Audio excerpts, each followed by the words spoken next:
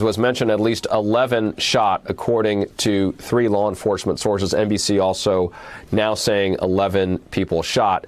But according to Gilroy City Councilman, one of the Gilroy City councilmen and a law enforcement official familiar with this investigation, they are now saying 3 have been pronounced dead. And that is a new piece of information for us here at MSNBC. But we're now able to say at least 11 shot, and at the moment, 3 have been pronounced dead. Cedric, to you.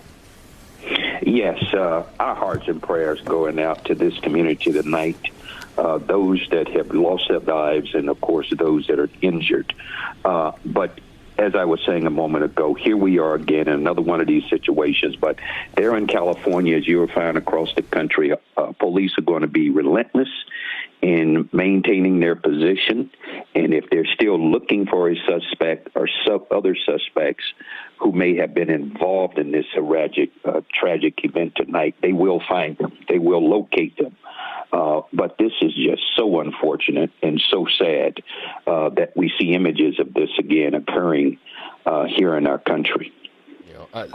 Clint Van Zandt, we are now 3.5 hours in, more or less, into this incident.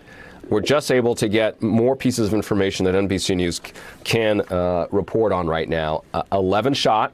What's new in the last 5 minutes? 3 dead, according to at least 2 sources at the moment at the Garlic Festival there in Gilroy, California. Your thoughts?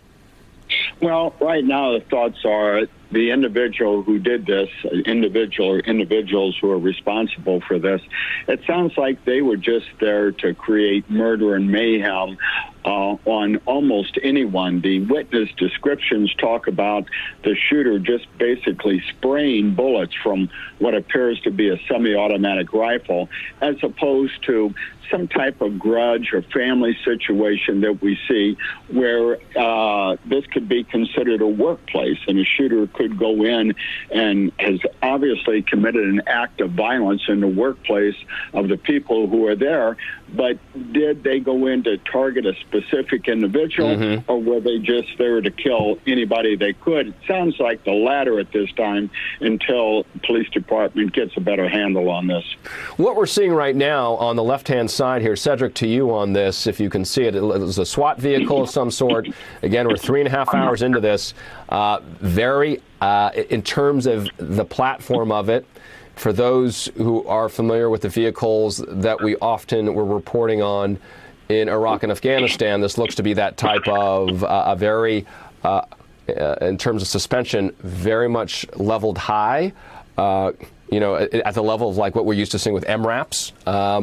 This vehicle now arriving, or moving at least, very late, or I shouldn't say late, but 3.5 hours in to this incident right now. Not sure what this vehicle is here, Cedric, if you do have a video signal where you're at. Clearly it appears to be an armored vehicle, but I would assure you that's probably not the only armored vehicle that's going to be on that scene.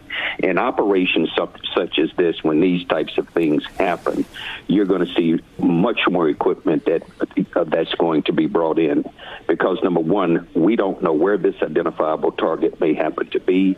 We don't know if those subjects have sights on these officers who may be moving through that area trying to secure a scene. Right. So you're going to see SWAT teams throughout California who are going to join their partners and bring in all viable resources to try to secure that scene, keep the citizens safe, keep those officers safe until they can identify these subjects.